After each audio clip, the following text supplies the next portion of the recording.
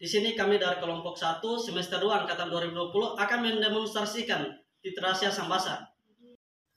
Baik, sebelum masuk pada alat dan bahan, saya jelaskan dulu apa tujuan dari titrasi. Nah, jadi tujuan utama dari titrasi asam basa adalah mengetahui konsentrasi larutan asam atau basa yang dititrasi. Yang pertama, tabung buret. Fungsi buret untuk mengukur volume suatu cairan atau gas, namun semua ini tentunya berdasarkan jenis buret yang digunakan.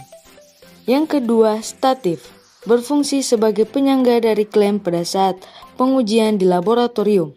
Klem berfungsi sebagai penyangga dari berbagai macam alat yang ada di laboratorium. Yang ketiga, ada gelas ukur. Fungsinya adalah untuk mengukur volume larutan dari suatu bahan kimia yang akan digunakan. Yang keempat, ada gelas kimia atau beker. Fungsi gelas kimia yaitu sebagai tempat mereaksikan bahan dan tempat menampung bahan kimia. Yang berikut ada Erlenmeyer. Fungsinya untuk menjadi wadah dari bahan kimia cair. Gelas ini juga sering digunakan untuk proses titrasi untuk menampung larutan yang akan digunakan. Berikut ada pipet tetes. Berfungsi untuk memindahkan cairan dengan volume kecil dan merupakan alat ukur untuk memindahkan cairan dari wadah aslinya ke wadah lain dalam jarak tertentu. Berikut ada batang pengaduk. Fungsinya untuk membantu dekonsentrasi larutan, menginduksi kristalisasi dan memecahkan emulsi pada suatu ekstraksi. Bahan yang pertama ada NaOH, berfungsi sebagai pemberi suasana basa. Yang berikut fenolftalin pada titrasi asam basa, yaitu untuk menentukan titik ekuivalen. Yang berikut sampel yang digunakan. Di sini kita menggunakan minuman kemasan ale-ale orange yang berfungsi sebagai titrat, yaitu larutan yang dititrasi untuk diketahui konsentrasi komponen tertentu. Baik, selanjutnya masuk pada proses titrasi asam basa yang akan didemonstrasikan langsung oleh rekan saya. Baik, cara kerja yang pertama, kami menuangkan larutan NaOH ke dalam tabung buret sebanyak 100 ml.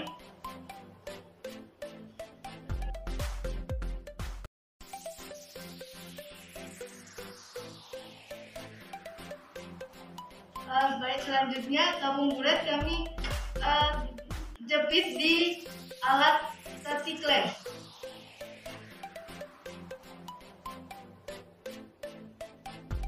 Oke, berikut langkah yang selanjutnya, kami menyalin sampel sebanyak 5 tetes.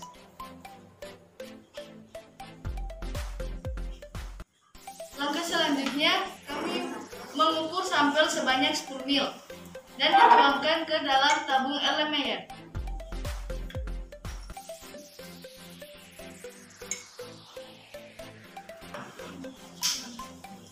Selanjutnya kami taruh tabung Erlenmeyer di bawah tabung buret. Oke, berikut kami akan menuangkan larutan fenolftalin ke dalam tabung Erlenmeyer yang berisi sampel sebanyak 5 tetes. Setelah itu, tabung Erlenmeyer yang terisi fenolftalin diaduk agar tercampur ke antara kedua bahan tersebut. Berikut kita taruh tabung Erlenmeyer di bawah tabung buret.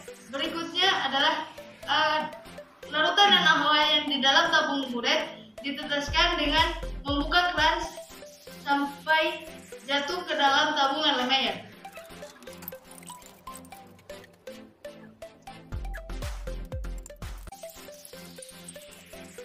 Larutan NaOH yang tercampur di sampel, setelah kami ukur, dia terpakai 6 ml NaOH.